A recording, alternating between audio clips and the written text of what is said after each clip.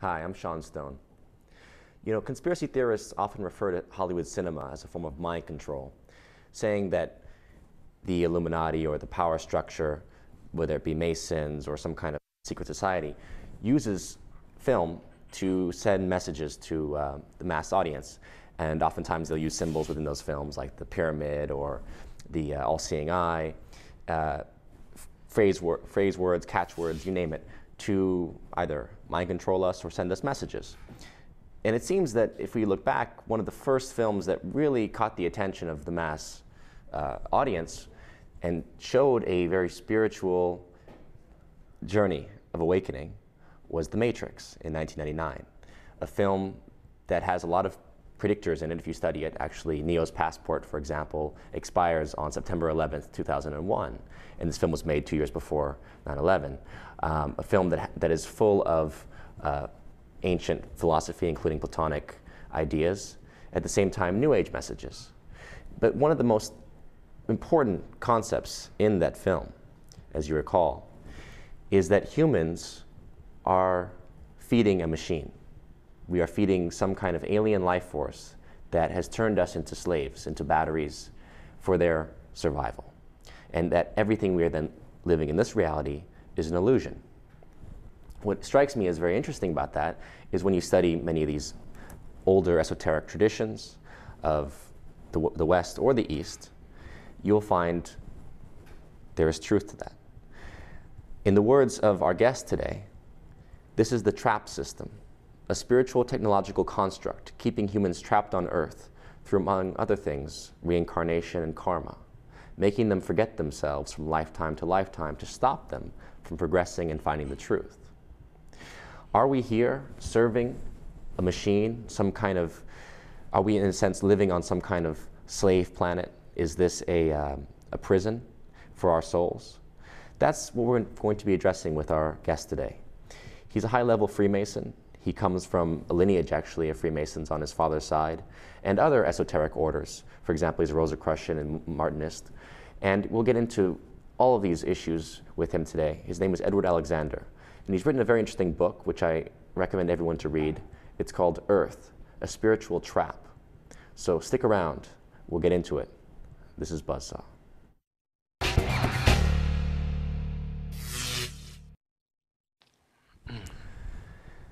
Edward, thanks for joining us today. I want to start out, because of your ancestry and your knowledge of Freemasonry, for example, with a very basic question that I think is often asked within conspiracy circles, and that is, do the Masons rule the world?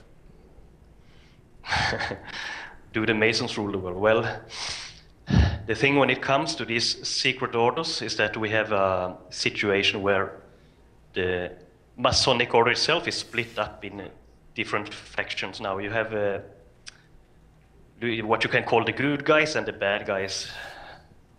And to say that the Masons are behind everything is a bit too far out, because it's not really like that.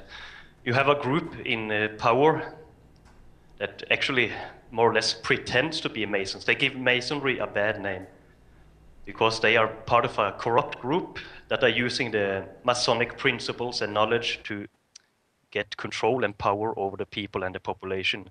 But for people like me that are part of the more true Masonic groups, we consider these guys corrupt and outsiders. Certainly, I understand your point. I mean, I'm also a Mason, and to me, my understanding of Masonry is that there is a spiritual principle to it, that it seems, I could see how when you're initiated in Masonry, without giving away too much of the detail of it, but as you're initiated into it, it feels that there are things that were happening inside of the lodge during my initiation, and there were things that were happening outside of the lodge, which were of a much bigger spiritual impetus. And it felt as though I was having experiences with unseen entities that were starting to interact with me once I was initiated. And I felt as though they were challenging me and testing me to find out, what kind of character is this man? Is he a good man or a bad person? If he's corruptible, then they would find that quality in my character and try to corrupt me. But if I'm not, then I would take a different path. So it seems to me that perhaps Masonry is just the doorway by which people of a certain spiritual inclination or knowledge would start to initiate themselves, and in that process find out whether they're going to end up serving the dark side, Satan, for example, or serving the higher soul, God, the connected consciousness. Does that resonate to you? Yeah. Yeah, that's true. You have, of course, spiritual entities behind the order, so to speak. That's true from almost any secret order or esoteric order that you find, because most of them have been put in place by other entities here on Earth, and many of them are also still ruled by these entities. It's not even secret all of the time. You have groups like, for example, the Theosophical Society, which is very deeply involved with these ascended masters and all of these entities. That's no secret. The same thing goes, for example, for the Rosicrucian order, that is also have important ascended masters as part of the higher masters of the order itself. And of course, the different Masonic groups and orders that you have are also involved with other entities and spiritual beings.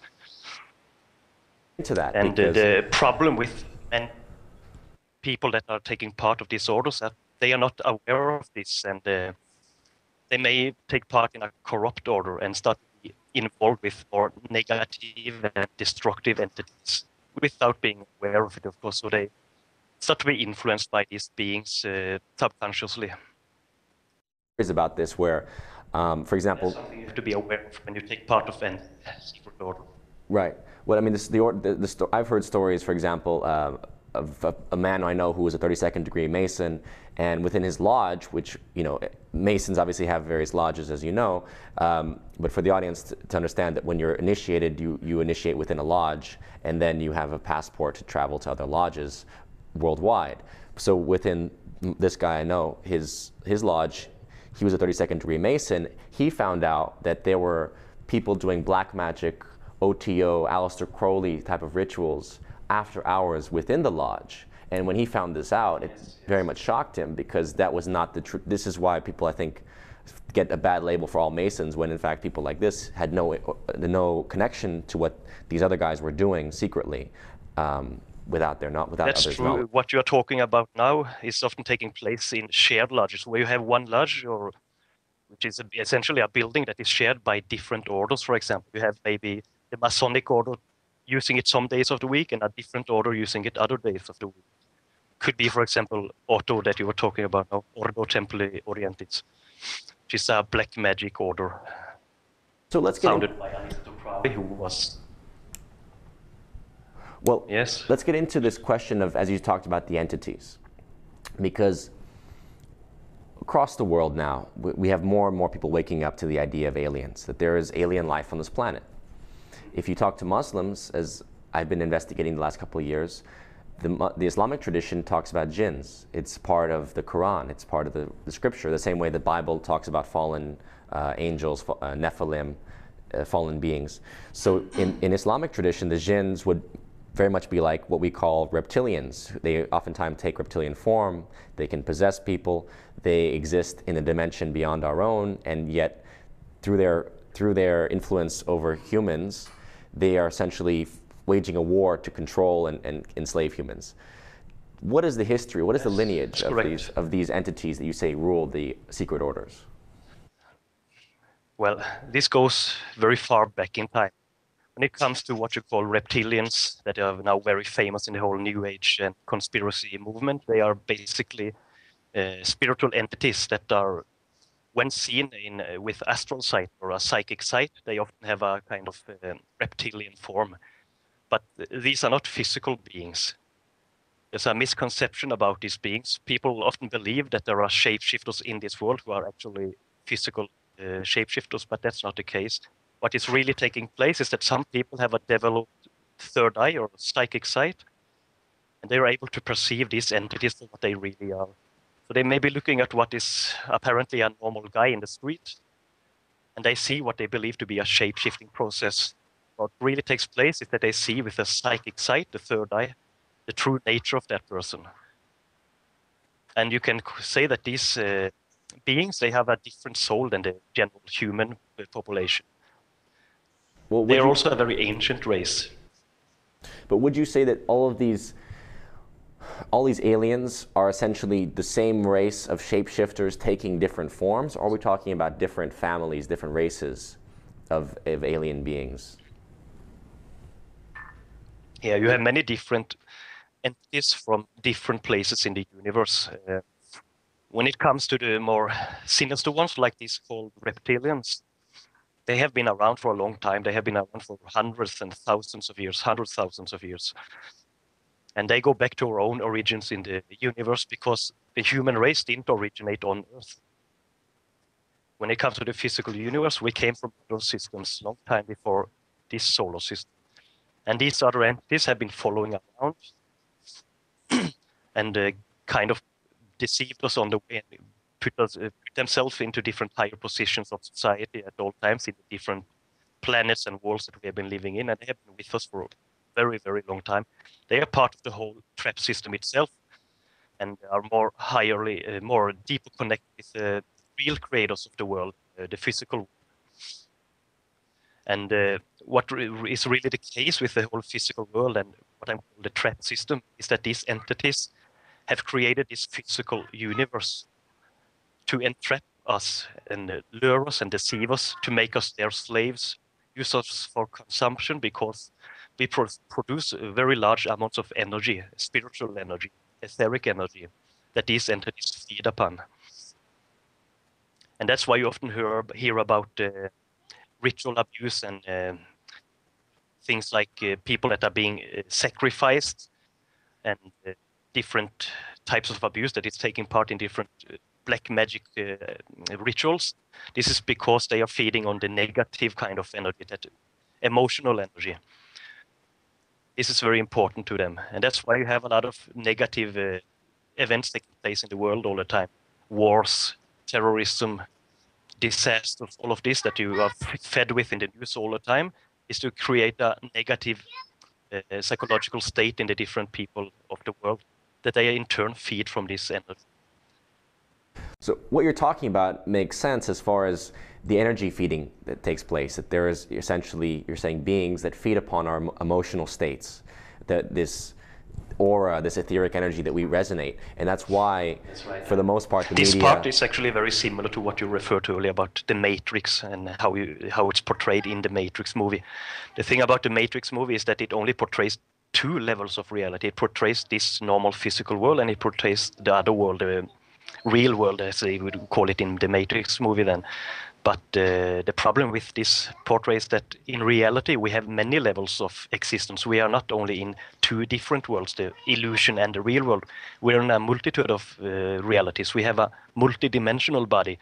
For example, when you go to bed at night and you dream and you have a dream, in reality you are visiting another world in your dream world. This is a real experience. It's not just a imagination or the mind playing tricks. It's a real experience that is taking place in a different level of reality, in a different dimension, so to speak. And we are interconnected with a lot of different dimensions. We have a lot of bodies, both physical and non-physical, spiritual and so on. I've been writing a bit about this in my book, Earth, a Spiritual Trap, where I explain the whole different levels of the soul, the higher soul as I call it, which is the more true essence of ourself, the highest form of self. And we have what I call soul fragments. And the soul fragments are like our different individual bodies in lower levels of existence, like here now, me and you speaking to each other. We have two different experiences of our soul fragment. You have your soul fragment, I have mine, that is connected to both our individual higher soul.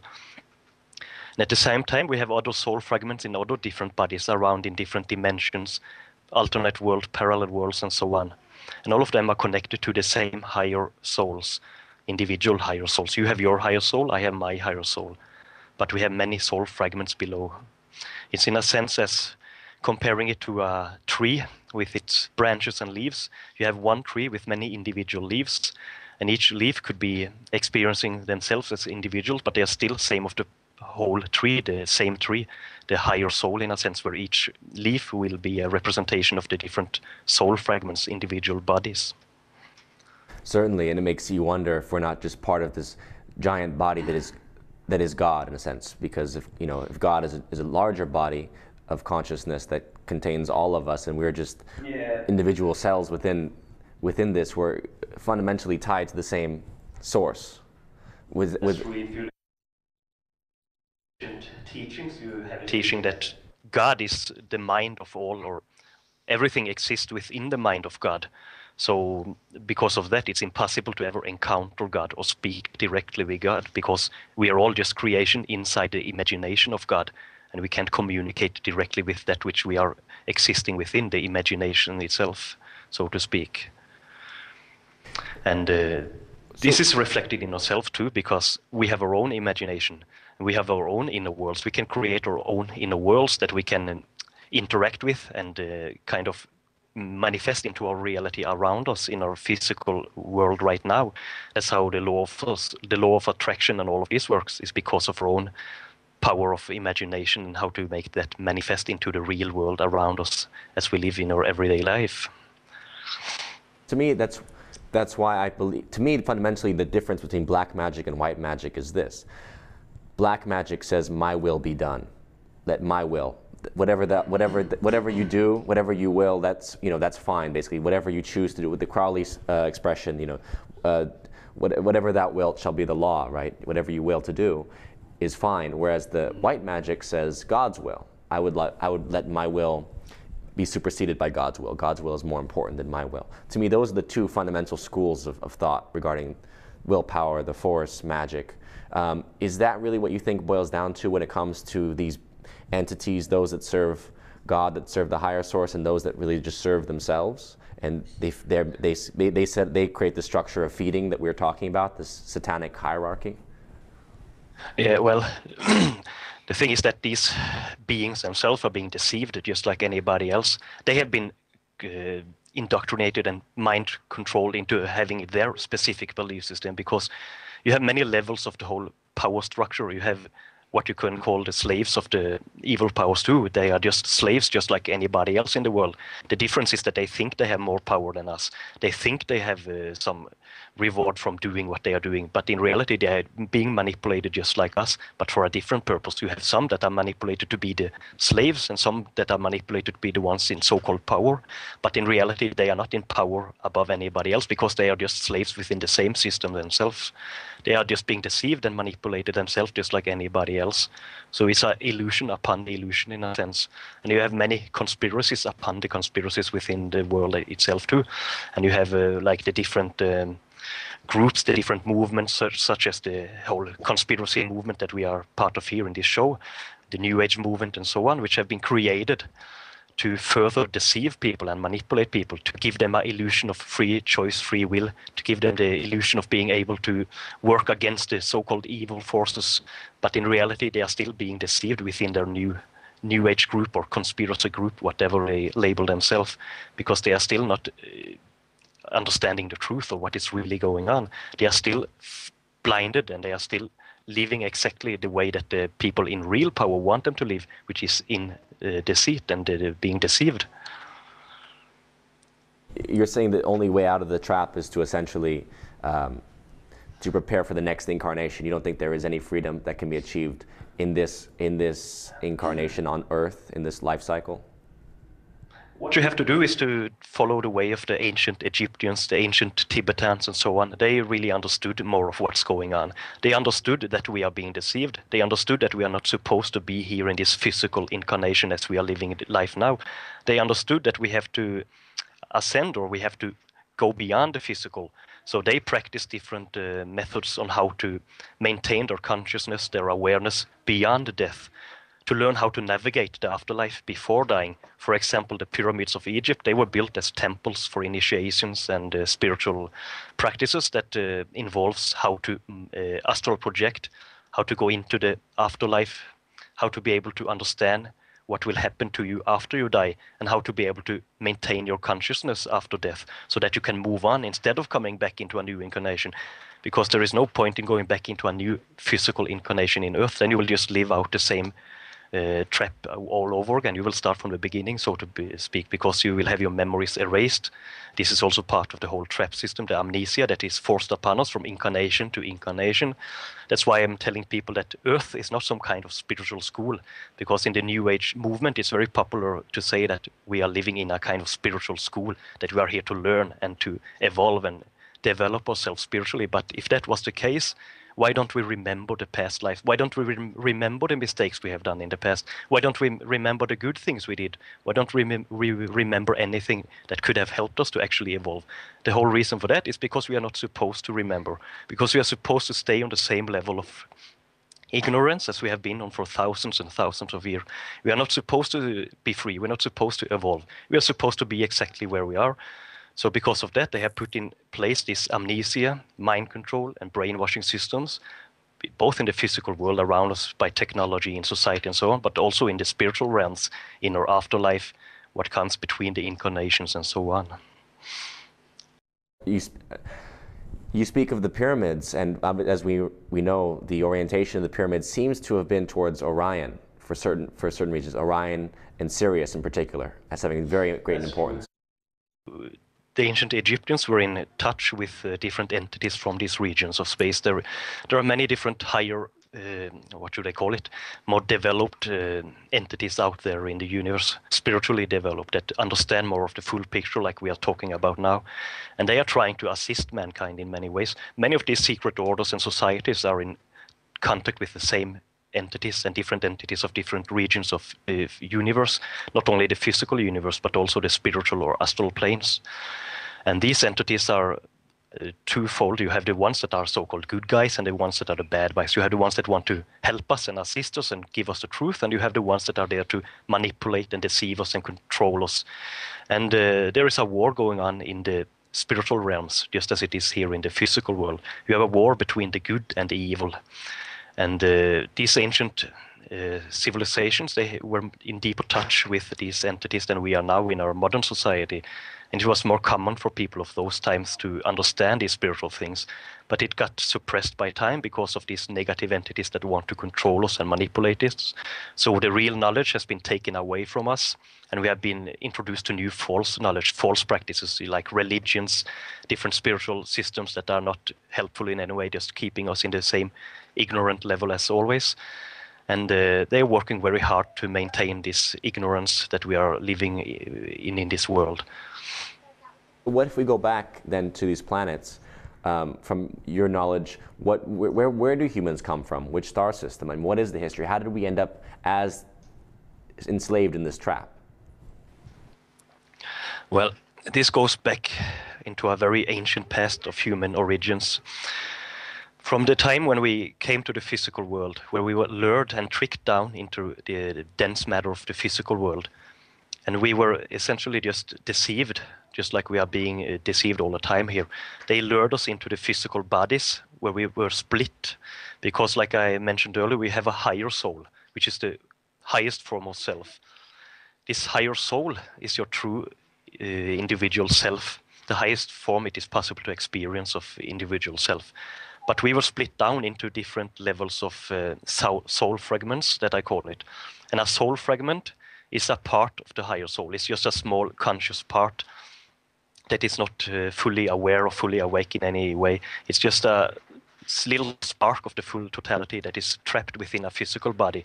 It is impossible for a human to experience himself in the fullest form as long as he is living in the physical body, because there are certain limitations in the body that have been created on purpose. There are limitations in the mind, in the physical brain, that makes it impossible for a person to really express himself and understand himself the way he really is, as long as he is trapped within the physical body.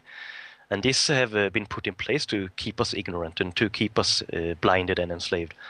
We have been given a very limited lifespan on Earth because of the same reasons, to keep us blinded, to keep us on the ignorant level, because you don't have time to develop yourself properly in the short lifespan we have. We live maybe up to 100 years old, and that's a very short lifespan compared to the thousands and thousands of years old we really are in the whole perspective of things, in the greater scheme of the universe. But in terms of the actual like origin, what was this initial conflict with reptilians? I mean, are the reptilians the ones who set this trap, or is it I've heard stories about the fish gods, or they're called nomos in West Africa. The Dogons refer to them as nomos. They're referred to as jinns. They also have said to have tremendous power. So there's fish gods, there's reptilians. I mean, history is very interesting. Who set this trap for humans? Yeah, well, these different ancient entities that you are mentioning now, most of these are probably the same type of being, just perceived in different ways over the different cultures and so on. But yeah, this also goes way back long time before the physical world even existed, and to times where we were more free, living our lives as the higher souls that we really are. And these entities, they come up with understand, because these are very deceitful entities. They are very what we would call evil in our perspective. They are evil beings, and they wanted to manipulate and control others to feel more powerful themselves. They wanted to become gods and have their own worlds. They managed to understand how to create a physical world, and they managed to create different animals, life forms, and so on. But to be able to do that, they needed a kind of soul fragment from other forms of life, which means our own true self, this higher soul. They needed to capture the essence of our higher soul and put this essence into the physical body to be able to control the physical body, because the physical body cannot be alive without a spark of the soul within it, the life force, so to speak. So they captured our life force within the physical body so that they could manipulate the physical world through us by manipulating us. So when we are doing things in the physical world, most of the things are kind of controlled from a higher level by these entities, because they constantly influence our minds and our behavior and so on in different ways. Most of the time we are not aware of this. We have no idea what's really going on. And a lot of the physical attributes like psychology or psychological makeup has been created and designed in a way that makes us easy to control. For example, you have things like hypnosis. The only reason it is possible to hypnotize somebody is because we have been created that way. We are supposed to be easily manipulated. We are supposed to be easy to control and have power over. So that's why you have hypnosis being discovered in our world, is because people in this world here, they discovered this ability, whatever you want to call it, in the human mind. That was, and they don't know that it was really by design. They just believe it is a psychological thing that goes on in the human population, but in reality it was programmed this way. It was created that way to make us easy to manipulate. We are born like that. We are born easy to manipulate. Sure. And as we know, I mean, the basic states of hypnosis are not, we go into those basic states of hypnosis and trance after a few minutes of television watching, for example. It doesn't require the actual full-scale subliminal messaging of hypnotists to tell you to kill someone to realize that we are being hypnotized constantly throughout the course of a day, and 90% of human population can be hypnotized. So that's reflected. People need to be more aware of what's going on, how they are influenced, because as I wrote in my book, I wrote a chapter called External Influences, and in External Influences I'm explaining the different ways that we are influenced by other external entities or powers. It can be, like we're talking about now, hypnosis and subliminal messages and suggestions and so on. But you also have different forms of technology that puts us into a more suggestive state, you can call it, by different frequencies and so on. For example, you have, like you just mentioned now, television. And television can be used to alter the state of mind of people by affecting the brain waves. We have a brainwave frequency that is altered by both sound and images. So when you are sitting down watching a television, you never know if there is an embedded coding within that program, within what you are watching on the television, that can dumb you down, so to speak, and make you more open for suggestions and hypnotic commands and so on. This is very common. The entertainment industry is using this technology all the time, and of course marketing and advertising companies and so on is using this same technology to make it more easy to sell a product, for example. But it's used in many levels, more sinister levels too, to control people in more political ways, make them follow a specific agenda and so on. So it's a lot of power that they can put upon a person by using such subliminal methods to influence a person. You have other ways too, like the sound-based technologies. You have the radio wave technologies, like we always have different radio waves and signals in there that we can't even see or sense in any way, but this affects us nevertheless. You have electricity that is also in a specific frequency. Usually it's about 40 or 50 hertz, the frequency of the electric network. I don't really know what you call it in the United States, the grid, the power grid, I guess. And this is in a specific frequency range that affect our minds. This is the case for all electric equipment all over the world. No matter what you are, it's the same frequency that is being used. And you also have, of course, non-physical methods like spiritual methods, where they are using different spiritual technologies to affect your mind, such as psychic attacks and so on.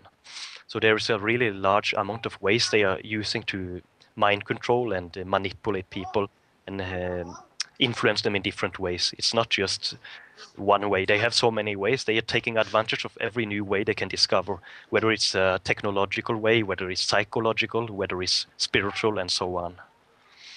Here you are. First of all, tell me a little bit, what is your background in terms of how did you learn this information? Because I know that your father's side is full of Masons of high levels, and you yourself are what level? What are you, 32nd degree or Mason? No, I'm actually a 95th degree Mason. This relates to the different rites that you have in Masonry. I'm of a rite called the Memphis Mithran rite, and also of the Mithran rite itself, the pure Mithran rite. Talk a little bit about how you came to these conclusions, because it would seem that to be at that, as you talked about, a lot of these lodges and the higher levels are under the influence of these entities. So how did you come to this realization without at the same time falling into the same control that you speak of? Yeah, that goes back to my own involvement with these orders from my family side. And we have been part of what I can only call more honest and not so corrupt orders as the mainstream ones, that we are learning more about the different forms of mind control that are put upon us in society in general, in the other orders and the spiritual influences that are put upon us, such as the ones I have been explaining right now. And we're very aware of all these different powers that are around us all the time in this order. That's something we learn about. But I'm also been working with different forms of, I've been involved with different governmental projects and so on, with the contacts I have there from my past about, I can't really go into so much details about them because these people are not out yet. They are not whistleblowers or anything. They are still active in their duties in the governments. And so in terms of when you came to confront these, I mean, did you ever come under attack? Was it with various sorcerers or entities that were attacking you, or how did you encounter this reality? There's been many problems in my life because of me speaking out, basically. As long as you keep shut and keep your mouth shut, you don't get so much problems. But when you start to speak out to the public about it, that's when you get into the trouble. If you start to share too much information that can actually be useful or too close to the truth. I've been having a lot of problems in my own life since I started speaking out it's about a decade ago now, around 10 years ago, when I first started to go public about my knowledge and experiences and teach other people about what they can do and what's really going on around them. I was set up by governments. I'm living in exile now, as you know, here in Argentina, and I have been living here for almost 8 years now because I was forced out of my own country because of false allegations against me, because of being set up and deceived, and being basically threatened with jail and being put away and shut down in different ways. So in the end, I decided to just get out of the country while I still could before they were able to shut me off completely. I had Masonic groups on my neck because of the material I'm sharing with you, and I've been having many different groups against me all the time. The good thing is I have also people on my side. We're a lot of people now working behind the scenes with the things we're talking about here and trying to get more truth out to the people. So there are good people in the power structure now. We have some good powers around, or else people like me would not be able to speak out as much as we do. We would be shut down more permanently, so to speak. Seems like overall you're pretty pessimistic. It doesn't seem like you have much hope for planet Earth as far as humans waking up to this power structure and rejecting it. I mean, if you look to a lot of the holy scriptures, the idea of the second coming of Christ, or in the Quran, the idea of that really God creates man, and man is the master of this world, and not these entities, not these aliens. And the more we wake up to it, the more we can take control. To learn their own place in the universe. They have to understand what they really are, where they come from, and what they can actually do. They have to understand that they are very powerful. We are very powerful beings. We are, in a sense, gods ourselves. We are able to create and design things and realities of our own. And we can make this manifest into this physical world around us, because that's one of the ways they are manipulating us, by abusing our creative power, so to speak, the powers we have to create. That's what they are manipulating us, but by influencing our way to think or our way to behave and so on, so that we in turn create a negative world around us, a negative experience around us by our own creative energies that we have within already. The thing is, we need to discover that and understand how our mind works, and understand how our mind affects the world around us, and also on the whole, where we come from and where we are going, and how we can maintain our wakefulness, awareness, and consciousness, not only through our life, but also beyond life and into death, and to other higher levels of existence. And that's the only way we can actually be free, is by maintaining consciousness and awareness beyond death. Well, I think that's an excellent place to end it, wrap it up, and I think you're right. The expanding awareness and the realization that we are creators, that we have this tremendous power, and that's why, going back to my introduction, the influence that Hollywood has, entertainment has, in sending out messages and signaling to people what their limitations are, and the idea that we now live in a society where only superheroes can save us, that's all nonsense. We have to re-empower each other, and mainly through ourselves, to empower ourselves to realize that we are creators of this reality. We are co-creating the reality that we're experiencing, exactly, as you would say. And that's my mission, is basically to inform people about it and teach them different practices they can perform themselves that can expand their minds and make them see reality for what it really is and understand their own true being. Well, thank you so much for your time, Edward. Really appreciate it. Thank you for having me on. It was a pleasure. Absolutely. And be well. Good luck to you in your journey. And please, I hope you can continue to spread the word and expand it so more people can hear you and have an alternative point of view to the other New Age systems that are out there, telling people what's going on. I don't think any one person can say exactly what it is, but we need more voices like yours who have some inside knowledge and experience within these orders. Thank you. So, thank you very much. Take care. So there you guys have it. If you want to find out more, I definitely urge you to read the book, Earth, A Spiritual Trap, and go to his website. It's maggador.com, www.maggador.com, and download the book, read it. It's a very interesting read. All right, this is Sean Stone signing off. Thanks for coming.